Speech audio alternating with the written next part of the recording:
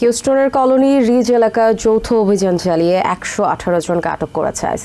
সামাজিক মাধ্যমে সংস্থাটি জানায়, মাদক ব্যবসায় জড়িত অবৈধ অভিবাসীদের আবাসস্থল হিসেবে পরিচিত কলোনি রিজ এলাকা থেকে যারা আটক হয়েছেন তাদের বিরুদ্ধে যৌন অপরাধ, হত্যা, চুরি ও শিশু নির্যাতনের অভিযোগ আছে। তাদের অনেকেই দণ্ডপ্রাপ্ত অপরাধী।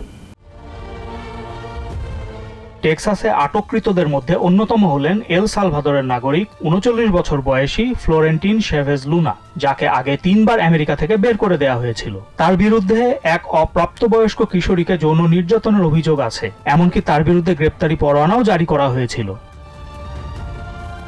কলোনি রিজে মঙ্গলবারের অভিযানকে একটি বৃহত্তর অপরাধ তদন্তের প্রধান ধাপ হিসেবে আখ্যায়িত করেন ট্রাম্প প্রশাসনের border czar Tom Homan. Fox নিউজকে দেয়া এক সাক্ষাৎকারে তিনি বলেন, গ্রেপ্তারকৃতদের মধ্যে কয়েকজনের বিরুদ্ধে পরোয়ানা ছিল এবং কেউ কেউ ট্রাফিক স্টপ থেকেও গ্রেপ্তার হয়েছে।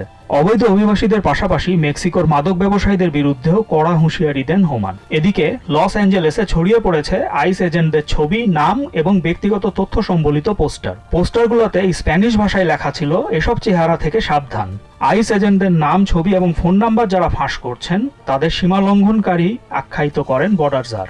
অনেকদিন ধরেই টেক্সাসের রিপাবলিকানদের নজরে ছিল কলোনি রিজ এরিয়া। অভিবাসন বিরোধী সংগঠনগুলো থেকে শুরু করে স্টেটের আইন প্রণেতাদের অভিযোগ, কলোনি রিজে আবাসন ব্যবসায়ীরা বছরের পর বছর ধরে অবৈধ অভিবাসীদের কাছে জমি বিক্রি করে আসছে। Cyrus Rahman, TVN 24 news desk. New York থেকে সম্প্রচারিত TVN 24 টেলিভিশন বিশ্বজুড়ে বাঙালির কণ্ঠস্বর।